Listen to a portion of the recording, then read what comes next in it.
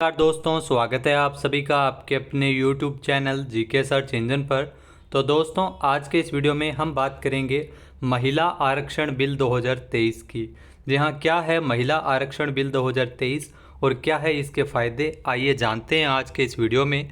साथ ही साथ हम जानेंगे महिला आरक्षण बिल का इतिहास, इसका क्या इतिहास रहा है। सबसे पहले अगर दोस्तों बात की जाए महिला आरक्षण बिल 2023 की, तो इसका नाम क्या है आपको ये भी जानना बेहद ज़रूरी है। नारी शक्ति वंदन अधिनियम इसे नाम दिया गया है। जी हाँ, नए संसद भवन में लोकसभा की कार्यवाही में सरकार के द्वारा 19 सितंबर को पहला बिल पेश किया गया था, तो ये आपके लिए जानना बेहद ज़रूरी है। पहला बिल है वो नए संसद भवन में पेश किया गया था लोकसभा में, और पहला ही बिल महिला आरक्षण से जुड़ा है और इसे नारी शक्ति वंदन अधिनियम नाम दिया गया है। तो नाम आपके लिए बेहद इम्पोर्टेंट है। नारी शक्ति वंदन अधिनियम के नाम से इसे पेश किया गया था। और किसने पेश किया? केंद्रीय कानून मंत्री अर्जुन राम मेघवाल ने इस बिल को लोकसभा में पेश किया। इस बिल में लोकसभा और विधानसभा में 33% सीटें हैं वो महिलाओं के लिए आरक्षित करने का प्रावधान है। यानी 33% आरक्षण है महिलाओं को लोकसभा और विधानसभा में मिलेगा। इसका मतलब लोकसभा और विधानसभा में हर तीसरी सदस्य महिला सदस्य होगी। इसके अलावा बिल की बड़ी बातें क्या है, सीटों को लेकर क्या बदलेगा? तो लोकसभा में इस समय 82 महिला सदस्य है और इस बिल के कानून बनने के बाद लोकसभा में महिला सदस्यों की संख्या 181 सीटें हैं वो महिलाओं के लिए रिजर्व हो जाएगी। इस बिल में संविधान के अनुच्छेद 239 AA के तहत राजधानी दिल्ली की विधानसभा में भी महिलाओं को 33% आरक्षण दिया जाएगा। यानी अब दिल्ली विधानसभा में 70 में से 23 सीटें हैं वो महिलाओं के लिए आरक्षित रहेगी। इसके अलावा सिर्फ लोकसभा और दिल्ली विधानसभा ही नहीं, बल्कि राज्यों में भी विधानसभाओं में 33% आरक्षण है वो महिलाओं को मिल सकेगा।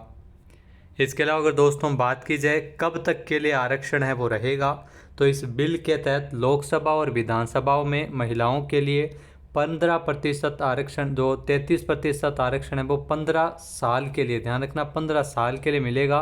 15 साल बाद महिलाओं को आरक्षण देने के लिए फिर से बिल लाना होगा।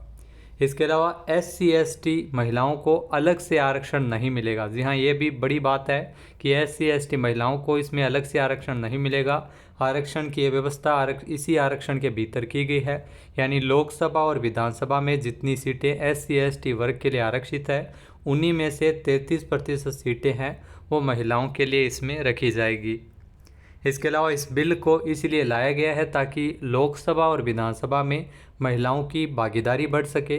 इस समय सिर्फ 82 महिला सांसद ही लोकसभा में हैं, और अगर ऐसा होता है, ये बिल पास होता है, तो 181 अब इनकी संख्या हो जाएगी।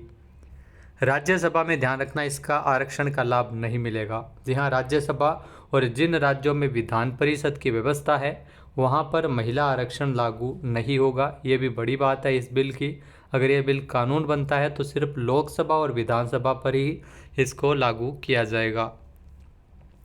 कब से लागू होगा बिल, ये भी इम्पोर्टेंट है। तो कानून भी बन गया तो इसे लागू होने में समय लगेगा। यहाँ परिसीमन के बाद ही ये कानून लागू हो सकेगा।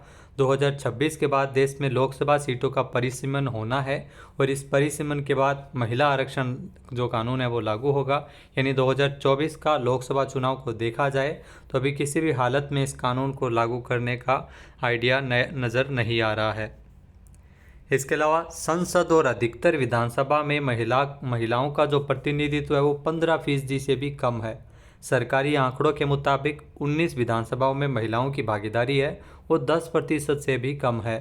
राजस्थान में ध्यान रखना 12% है। विधानसभा में 12, जैसे 200 विधानसभा की सीटें राजस्थान की, तो 12% यानी टोटल 24 सीट है वो महिलाओं के लिए आरक्षित होना इसमें ज़रूरी है।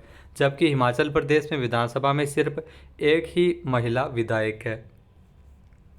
इसके अलावा महिला आरक्षण बिल का इतिहास आपके लिए जानना बेहद ज़रूरी है। इसकी शुरुआत है वो कहाँ से हुई थी, तो साल 1996 में महिला आरक्षण विधेयक को पहली बार एच.डी. देवगौड़ा सरकार ने 81वें संविधान संशोधन के रूप में संसद में पेश किया था। सबसे पहले यह 81वां संविधान संशोधन के रूप में इसे संसद में पेश किया गया था।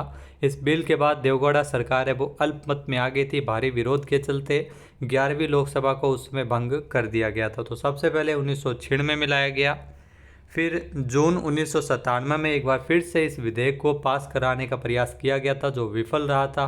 फिर साल 1998 में 12वीं लोकसभा में अटल बिहारी वाजपेयी जी की एनडीए सरकार में एन थंबीदुरई जो तत्कालीन कानून मंत्री थे, उन्होंने इस विधेयक को पेश करने की कोशिश की, लेकिन भारी विरोध के चलते ये बिल लैप्स हो गया था।